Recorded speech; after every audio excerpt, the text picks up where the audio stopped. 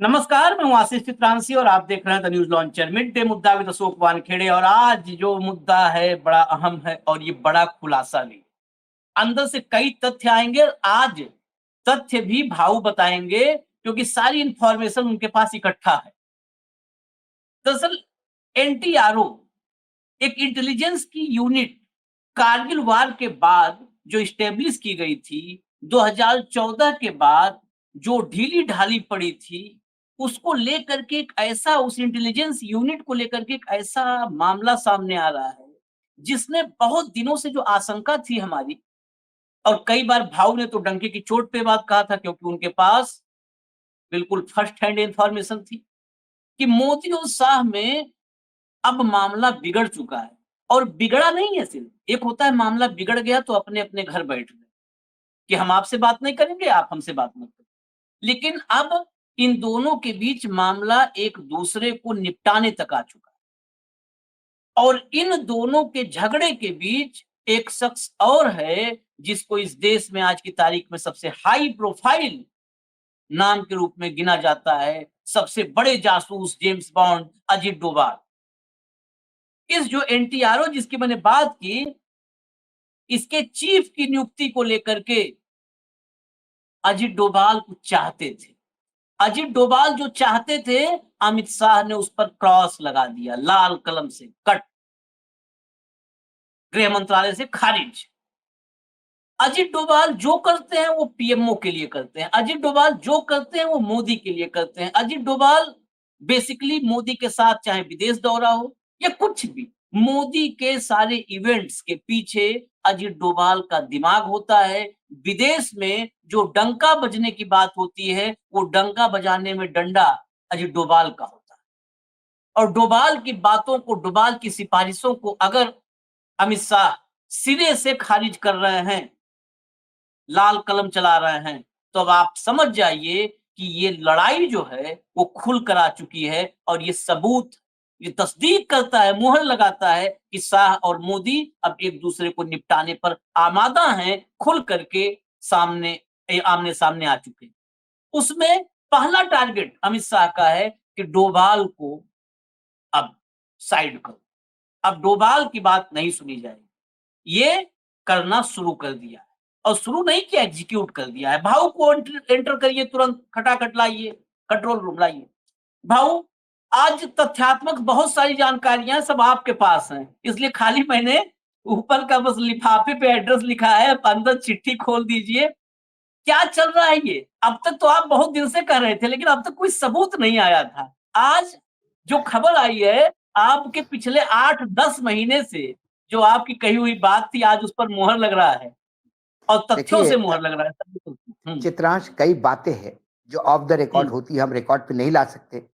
लेकिन हुँ, एक डिस्कशन में तो आप स्वयं मेरे साथ बैठे थे और एक हुँ, बीजेपी के बड़े नेता ने बताया था कि कैसे हुँ, प्रमोद महाजन के बेटी का टिकट प्रधानमंत्री देना चाहते थे और अमित हुँ। शाह जी की वजह से कट गया। वो अमित हाँ, शाह जी के आगे प्रधानमंत्री को चुप रहना पड़ा। इसके पहले हमने न्यूज़ लॉन्चर पे एक स्टोरी की थी कि कैसे आनंदीबेन पटेल के लड़की के यहाँ अनार, जो उनकी लड़की है, उसके यहाँ कैसा इनकम टैक्स का छापा पड़ा। उसके बाद ये बहुत असोचनीय, मतलब अकल्पनीय बात है कि जो नंबर 2 पोज़ीशन आज के डेट में प्रधानमंत्री के बाद गुजरात में नंबर 2 पोज़ीशन पे आनंदीबेन थी। जब गुजरात से प्रधानमंत्री आए दिल्ली, तो उन्होंने आनंदीबेन को चीफ मिनिस्टर बनाया। उसके बाद जब एक समय ऐसा आया कि आनंदीबेन और सी आर पाटिल इनकी ही तूती बोलती थी राजनीति में गुजरात के, और अमित शाह टोटल हाशिए पे थे। अमित शाह के किसी भी समर्थक को गुजरात के मंत्रिमंडल में जगह नहीं थी। पूरा का पूरा मंत्रिमंडल बदल गया था। उसके बाद एकाएक इनकम टैक्स के छापे पड़ना अनार के घर, और वो भी बहुत ही वाहियात रीज़न पे, क्योंकि अनार की बेटी जिस कंपनी में डायरेक्टर है फार्मा के, उस कंपनी का टर्नओवर डबल हो गया। अरे भाई, कोविड में तो सभी कंपनियों का टर्नओवर डबल हो गया था। उसमें ऐसी कई कंपनियाँ हैं। अमित शाह की बेटे की जो कंपनियाँ हैं, उनमें भी देखा जाए तो टर्नओवर देखो तो सब ये हो जाएगा। अभी महाराष्ट्र के मंत्रियों की लिस्ट आई है। जो मंत्री ने 2019 में, 2024 में जो एफिडेविट भरे हैं, उसमें कुछ मंत्रियों ने 100% से ज़्यादा अपनी प्रॉपर्टी बढ़ाई है। तो हुँ, ये तो होता है, ईडी वहाँ इनकम टैक्स वहाँ तो नहीं पहुँचती। तो ये हुँ, पूरे प्लान के तहत था। तब जो अंदरूनी सूचना मुझे पुख्ता सूचना मेरे पास थी कि ये तो हो नहीं सकता कि अपने बेटी पे इनकम टैक्स की रेड हो जाए और पूरी इनकम टैक्स रेड होना बेइज्जती भी हो जाती है कि एक ऐसे पॉलिटिशियन जिसकी तूती बोलती हो, उसके घर इनकम टैक्स रेड हो जाए तो फिर लोगों को लगता है कि एक फूँका हुआ कारतूस है। हुँ, उसके बाद ये ज़रूरी होगा ही और हुआ है कि आनंदीबेन ने प्रधानमंत्री जी के सामने बहुत बुरी तरह से प्रोटेस्ट किया। ये क्या है हमारे घर तक घ घर व घ कभी बहू बच्चों को भी छोड़ा जाता है क्या राजनीति में? ऐसे छेड़ा जाता है क्या? उसके बाद प्रधानमंत्री जी ने ये कह दिया कि मैं कुछ नहीं कर सकता, मेरे हाथ में कुछ नहीं।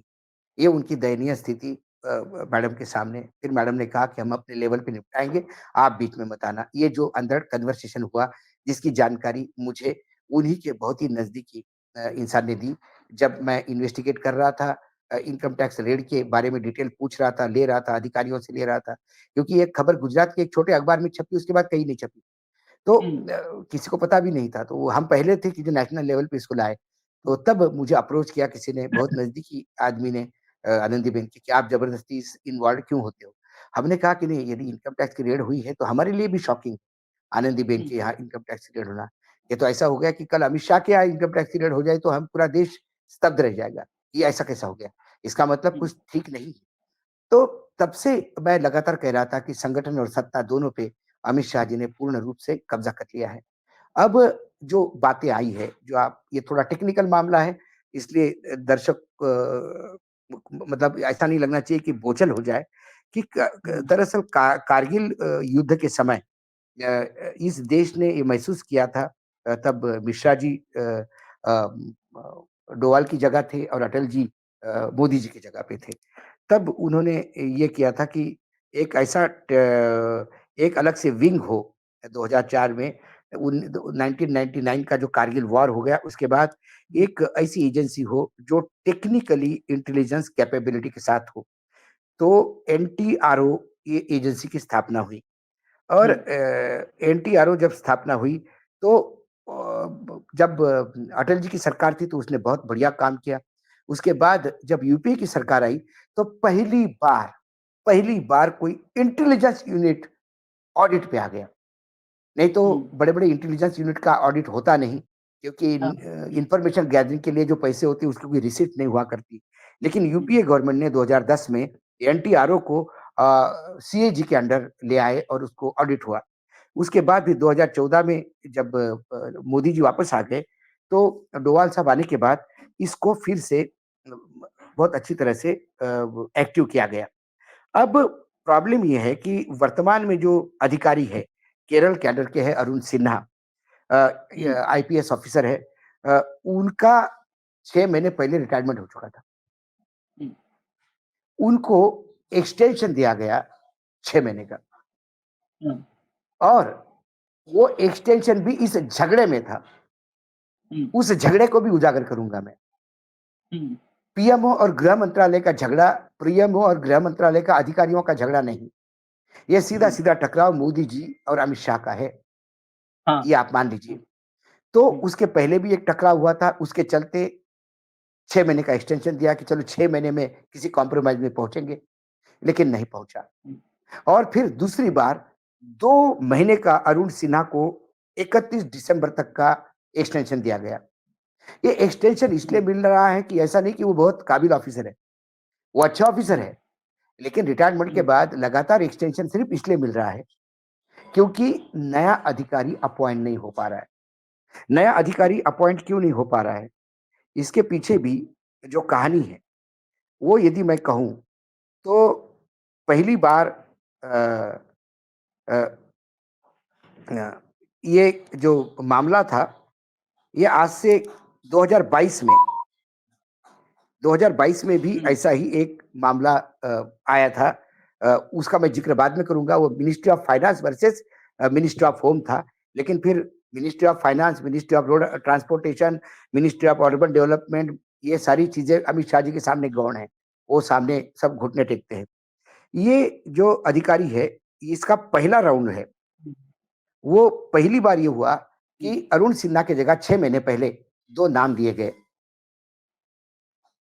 और दोनों नाम जो थे वो होम मिनिस्ट्री ने मना किए। होम मिनिस्ट्री ने मना इसलिए किए कि उन्होंने कहा कि ये जो पहला राउंड सितंबर पिछले साल के 2023 के सितंबर में पहली बार अरुण सिन्हा की जगह 2 लोगों को तय किया गया, 2 लोगों का पैनल लाया गया।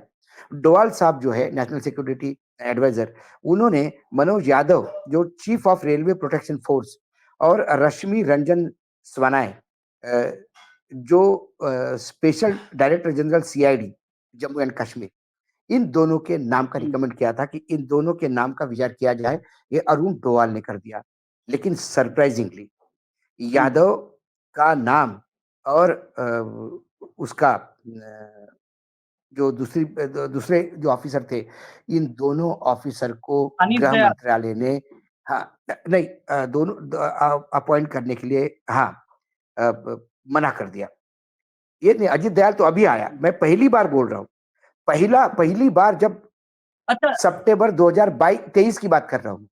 सितंबर 2023 में 23, जब ओके 6 ओके। महीने का एक्सटेंशन दिया गया, वो 6 महीने का हम्म। एक्सटेंशन इसलिए दिया गया क्योंकि तब 2 अधिकारियों के हम्म। नाम उन्होंने दिए थे और एक मनोज यादव था और एक थी रश्मि रंजन स्वैन, इनका नाम था। हाँ ये जम्मू हाँ। कश्मीर कैडर के थे। एक सीआईडी में थे, एक रेलवे प्रोटेक्शन फोर्स में थे।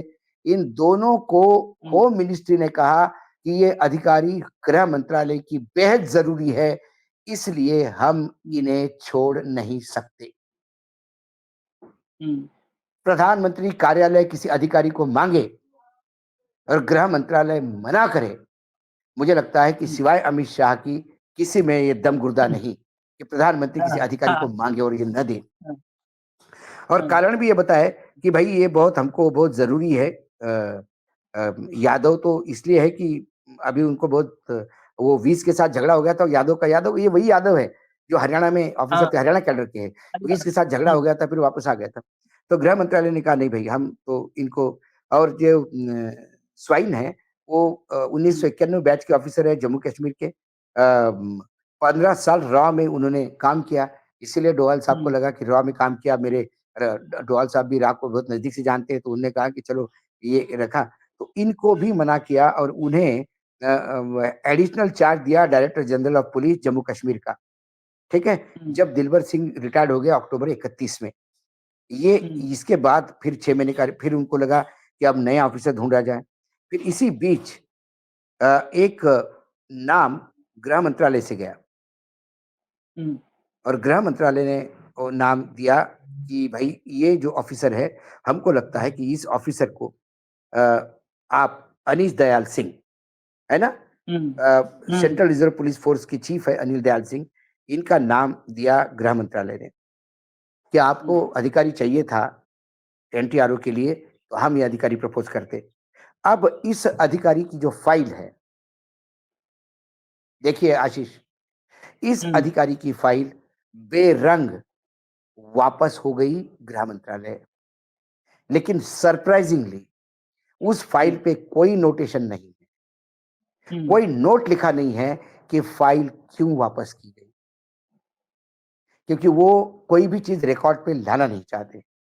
लेकिन ये फाइल गृह मंत्रालय को वापस की गई और उन्होंने कहा कि नहीं भाई, ये जो अधिकारी आप जो बोल रहे हो अनीश सिंह दयाल सिंह, ये इस लायक नहीं है। तो ये ओरली बोला गया और ये फाइल वापस हो गई। अब अमित शाह दूसरी फाइल देते हैं कि अमित शाह इंतजार करते हैं डोवाल साहब का, कि डोवाल साहब कौन सा नाम देते हैं और उनमें से कौन हम वापस ला सकते हैं। इसके पहले जो 2022 में भी वित्त मंत्रालय जो था, वित्त मंत्रालय ने एक बहुत बड़ा प्रयास किया था कि ये जो नैर्कोटिक ड्रग कंट्रोल डिपार्टमेंट जो है ना, the control of narcotic drug and psychotropic substance act 1985, तो इसके तहत नार्कोटिक कंट्रोल ब्यूरो एनसीबी, है ना, ये जो है ये कैसा भी करके गृह मंत्रालय से फाइनेंस मंत्रालय पे आए। लेकिन गृह मंत्रालय ने रिफ्यूज किया ये देने के लिए वित्त मंत्रालय को कि ये हम ही हैंडल करेंगे। अब आप सोचते होंगे कि ये पीएमओ के साथ पंगा क्यों लिया? अमित शाह के मन में प्रधानमंत्री बनने की अभिलाषा बहुत दिनों से है हुँ, और जब सामने निवाला हो और कोई थाली ले जाए, ये तो हो नहीं सकता। तो हुँ, अमित शाह ये जानते हैं कि प्रधानमंत्री को रिकमेंड मुझे ही करके जाना पड़ेगा।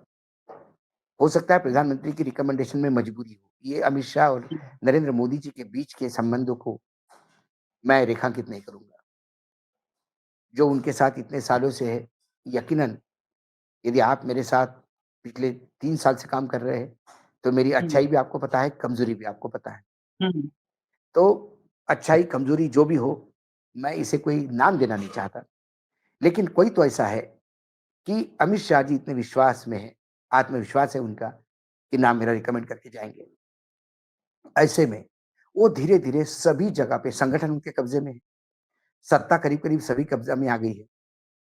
हुँ, कुछ एनटीआरओ जैसे ऑर्गेनाइज़ेशन है, अभी भी डोभाल साहब के अंडर है। वो भी हुँ, वहाँ अपने आदमी नियुक्त करके कंट्रोल चाहते हैं। आदमी 2 तरह से कंट्रोल चाहता है। देखिए, या तो आदमी वो डिपार्टमेंट ही अपने अंडर ले ले। यदि मैं मिनिस्टर जैसे इंचार्ज गुड़गाँव का एनसीपी हूँ यदि मैं जैसे एनसीपी मिनिस्टर इंचार्ज गुड़गाँव का हूँ और हुँ, मेरा मेरा इंटरेस्ट फरीदाबाद में है, हुँ, तो या तो मैं फरीदाबाद का ही मंत्री बनूँ, इंचार्ज मंत्री हुँ, फरीदाबाद, ताकि पूरा फरीदाबाद मुझे रिपोर्ट करे। और यदि ये हुँ, नहीं हो पा रहा है, तो मैं मेरा डीएम, एसपी मेरा रखूँगा हुँ, कि मंत्री कोई भी हो, डीएम, एसपी सुनेगा मेरा। हुँ, सबसे पहले इन्फॉर्मेशन मेरे पास आएगी। हुँ, तो अपने अधिकारियों का जुगाड़, ये इस 2023 के सितंबर से एनटीआरओ में खींचतान हो रही है। एनटीआरओ इस देश की सुरक्षा के लिए बहुत अहम है।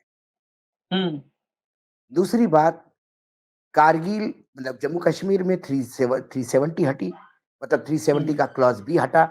ये गलत बार-बार बोलते हैं कि 370 को गाड़ दिया, ज़मीन कोई निकाल नहीं सकता। 370 अभी भी संविधान में है। ये लोगों को मूर्ख बनाते हैं। सिर्फ़ उसकी एक सेक्शन बी इन्होंने खत्म की। 35 ये खत्म हो गया और उसके बाद जो प्ले प प प लगातार क्लेम किया जाता था, जो दावे किए जाते थे कि आतंक खत्म होगा, वो आतंक इतना बढ़ गया है कि कल मुख्यमंत्री के घर से 600 मीटर की दूरी पर ब्लास्ट हुए। तो आतंक है, रुकने का नाम नहीं। इसके पहले जब प्रधानमंत्री जी ने नोटबंदी की थी, तब भी प्रधानमंत्री जी ने ये कहा था कि नोटबंदी के बाद आतंक खत्म होगा। लेकिन नोटबंदी के बाद भी आतंक खत्म नहीं हुआ। ऐसे में एनटीआरओ का रोल अहम होता है, इंटेलिजेंस का। और ये रोल जब तक यहाँ पे अधिकारी को पता ही नहीं कि वो कितने दिनों के लिए है।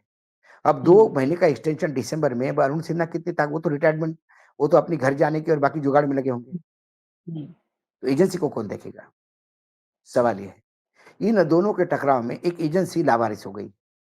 हुँ, अब इसमें कैबिनेट सेक्रेटरी भी होते हैं, काफ़ी एजेंसियों के लोग भी होते हैं इसके नीति निर्धारण में कि कौन अधिकारी होगा, कौन नहीं। लेकिन जो अधिकारी नियुक्त हुए, उन दोनों में से एक को रिलीव करने के लिए गृह मंत्रालय ने मना कर दिया। अब गृह मंत्रालय मनाही करे रिलीव करने के लिए, तो अधिकारी को ज़बरदस्ती तो कॉलर पकड़ के तो बिठा नहीं सकता वहाँ पे।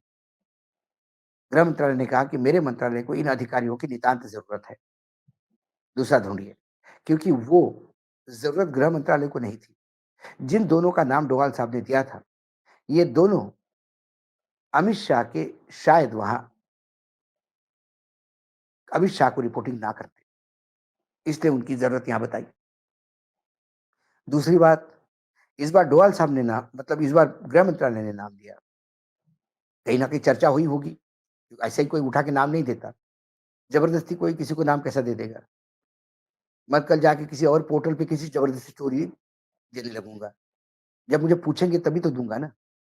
हुँ, तो कहीं न कहीं पूछा होगा कि आप नाम दे दीजिए, ऐसे अधिकारी दे दीजिए होनहार, जो आपको रिलीव भी कर सकते हैं।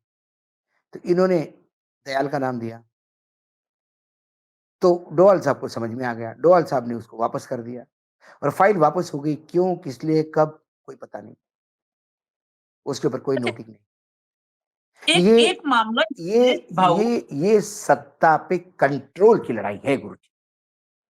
नहीं, इस सत्ता के कंट्रोल की लड़ाई के पीछे क्या खामियाजा देश को भुगतना पड़ रहा है या पड़ सकता नहीं है, नहीं नहीं। जरा उसको जोड़ते हैं। वो आशीष इसलिए जी, क्योंकि ये जो कनाडा भाव जो कनाडा और अमेरिका में हो रहा है आज की तारीख में, कहीं ऐसा तो नहीं कि डोभाल और शाह एक दूसरे को निपटाने के चक्कर में, या कहें हम सीधे तो शाह और मोदी एक दूसरे को निपटाने के चक्कर में भारत को निपटा रहे हैं।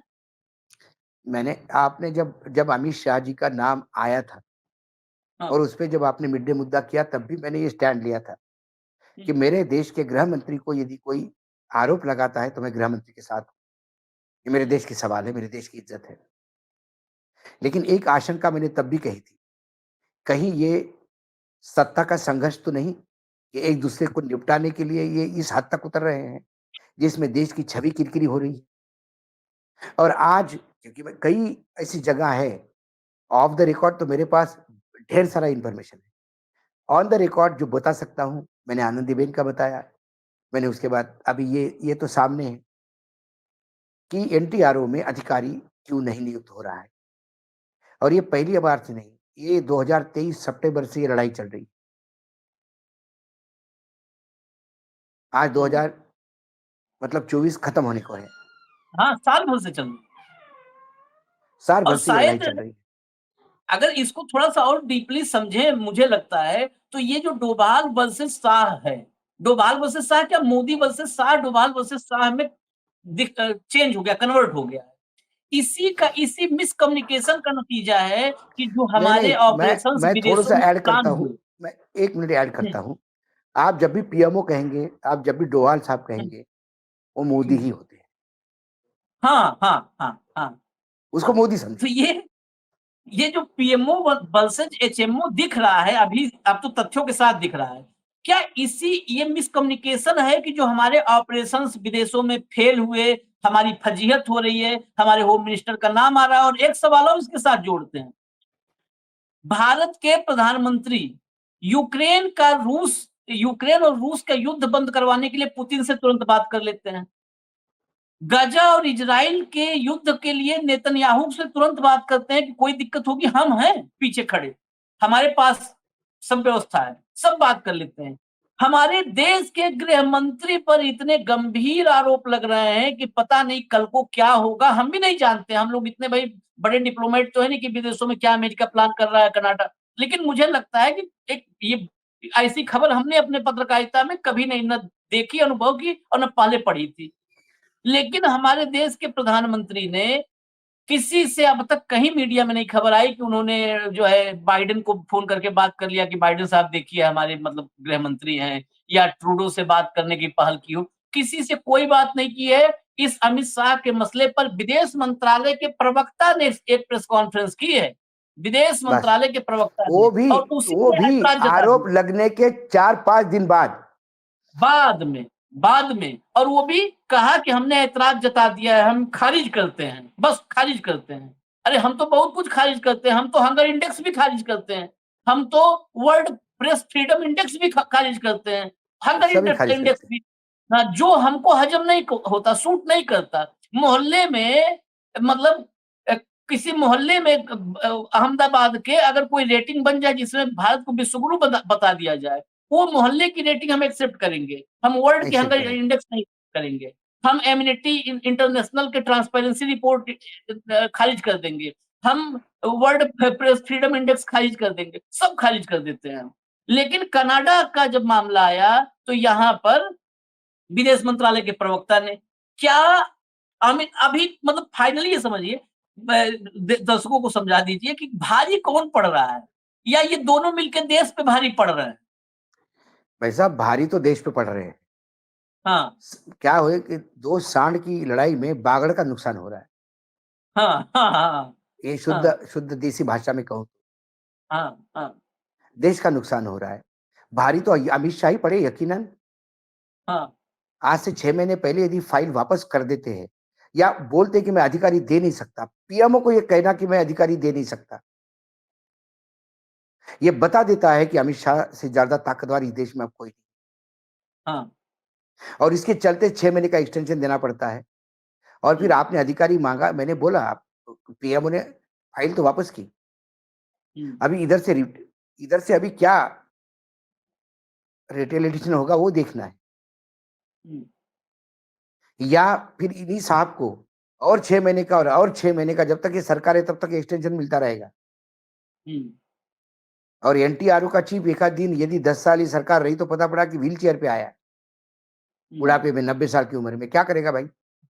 हाँ, तो रिटायर कोई ये रिटायर नहीं कर रहे, एक्सटेंशन पे एक्सटेंशन हाँ, दे रहे, और नया आदमी हाँ। अपॉइंटमेंट नहीं होने दे रहा है। ये बड़ा महत्वपूर्ण है, इस चर्चा को हम अभी खत्म करते हैं, लेकिन इसमें बहुत महत्वपूर्ण है। ये देश में पहली टेक्निकल इंटेलिजेंस विंग है, एनटीआरओ, नेशनल टेक्निकल रिकॉग्निजेंस ऑर्गेनाइजेशन। ये देश की पहली टेक्निकल इंटेलिजेंस की जो है विंग है। इस विंग को मुखिया नहीं मिल पा रहा है। मुखिया है एक्सटेंशन पर 2 महीने का। जो भाऊ ने कहा कि वो अब वो घर जाने का, उनको जा रहे थे 31 अक्टूबर को जा रहे थे। सूटकेस पैक वैक हो चुका होगा। कहा गया होगा नहीं 2 महीने और रुकना है आपको। तो उसमें से 2 कपड़े, 2 शर्ट पैंट निकाल लिए होंगे, पूरा पैक ही रखा होगा कि 2 शर्ट पैंट निकाल लिए होंगे कि यार यही धुलवा के पहन लेंगे 2 महीने, और क्या करना है, बैठे रहते हैं। ये वो थोड़ो है टेंट हाउस जो है कि हम जा रहे हैं, जरा बैठ जाओ, तुम संभाल लो थोड़ा 2 घंटे के लिए टेंट हाउस और दोपहर में। कोई आएगा तो यहाँ देखना, यहाँ पे बांस ऐसे रखे, यहाँ क्रूशियल ग्रास पीरियड में, रखा। और पीरियड ऐसा क्रूशियल है आशीष जी, हम बांग्लादेश, हम नेपाल, हम श्रीलंका, हम पाकिस्तान, हम चाइना, हम कनाडा, हम अमेरिका, इन सभी से हाँ, जूझ रहे हैं। हुँ। इस समय कितनी महत्वपूर्ण है, इसकी महत्ता इस समय टेक्निकल इंटेलिजेंस की कितनी ज़्यादा है। अच्छा, इस दौर में वो भी भाऊ, ये करगिल के बाद ज़रूरत इसीलिए शायद पड़ी होगी क्योंकि ये दौर टेक्निकल इंटेलिजेंस का ही है पूरी दुनिया में। और बिल्कुल। हमारे यहाँ टेक्निकल इंटेलिजेंस विंग को मुखिया नहीं मिल रहा है, और हम कह रहे हैं, डुगडुगी बजा रहे हैं कि हम विश्वगुरु बन गए। ये खबर देश भर के लोग, दर्शक जरूर देखें, लेकिन ये अनुरोध है कि एक बार भक्त देखें। और मैं ये भी निवेदन करूंगा कि भक्तों को कि एक बार ट्विटर पर लिखें पीएमओ को और एचएमओ को, गृह मंत्री और प्रधानमंत्री को, कि इस देश के टेक्निकल जो है इंटेलिजेंस विंग को उसका एक परमानेंट मुखिया दे दो, कि कम से कम दे कुछ दो। तो करें, कुछ तो हो वहां पर। ये तो मान लो आप लोग। वहां तो मुख्यमंत्री और जैसा रबर स्टैम्प मत बिठाओ। हाँ, बताइए। और एक बार और नीचे लिख देना हैशटैग में कि जो राम को लाए हैं वो एनटीआरओ का चीफ नहीं ला पा रहे हैं। बताइए, बताओ जो बताओ। राम को लाए वो एनटीआरओ का चीफ नहीं ला पा रहे हैं। और रोक के कौन रखा है? अमित शाह। बताइए, अगर अगर अमित शाह कहीं राम को लाने से रोक देते तो ये राम को भी न लेके आ पाए होते बेचारे। मोदी यकीनन, जी, उस समय यकीन। एहसान मानना होगा अमित शाह का कि राम को लाने की परमिशन दे दिया उन्होंने। ये है हालत इस देश की। कहिए, सब कुछ अच्छा है, सर्वे भवन्तु सुखिनः, सर्वे सन्तु निरामया। और हाथ उठा करके बोलिए हर हर महादेव। इजाजत दीजिए, कल दोपहर हम फिर मिलेंगे। मिड डे मुद्दा विद अशोक वानखेड़े में भाव हमारे साथ होंगे। नमस्कार।